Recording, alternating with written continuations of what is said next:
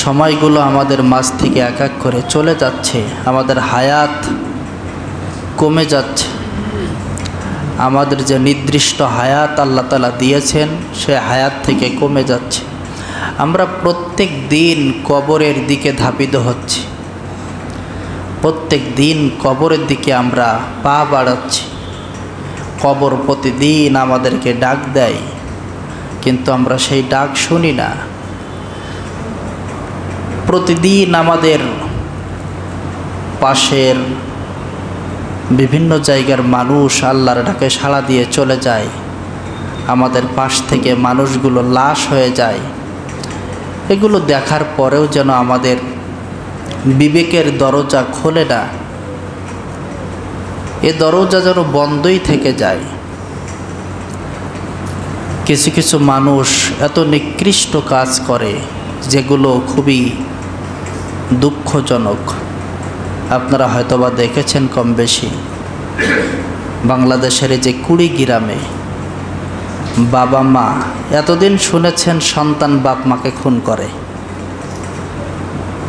কিন্তু অলৌকিক অবাক করা একটা ব্যাপার, বাবা মা সন্তানের সম্পদের জন্য নিজের কন্যা সন্তানকে রড দিয়ে দাও দিয়া কুপিয়ে কুপিয়ে হত্যা করেছে। নাউযুবিল্লাহ। এটা করার মাধ্যমে কি চেয়েছে? কিছু 30 থেকে 35, 32 বিঘা সম্পত্তি অন্যরা গ্যাঞ্জাম চলছিল, তাদের উপরে দোষ চাপিয়ে দিয়ে সম্পদ হাতানোর জন্য ক্লাস 9-এ পড়া মেয়েকে নিজের বাবা মা এভাবে দুনিয়া থেকে বিদায় করে দিল। মানে মানুষের মানবতা কত নিচে নেমে গেল, বিবেক কোথায় গেল? আমরা যে মানুষ,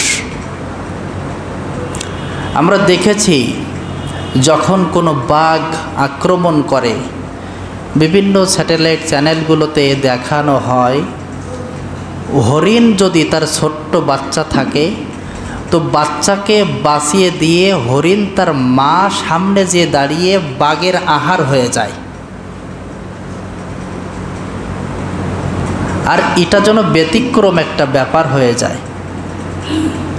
একটা মানুষ মানবতাবোধ, বিবেক আল্লাহ সুবহানাহু ওয়া তাআলা দিয়েছেন।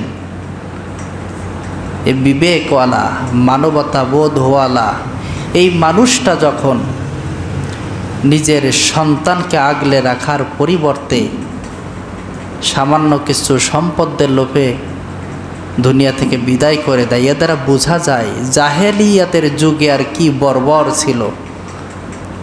বর্তমান আমাদের জামানায় কিন্তু তার তুলনায় কম না। সম্পদের জন্য সন্তান, আসলে সন্তানের জন্যই তো সম্পদ হওয়া উচিত ছিল, কিন্তু সম্পদের জন্য সন্তান কেন?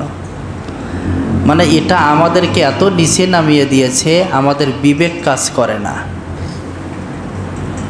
সম্মানিত হাজিরিন, যদি আমাদের মাথার ভিতরে একটা ভয় থাকতো, ওয়াত্তাকুল্লাহ।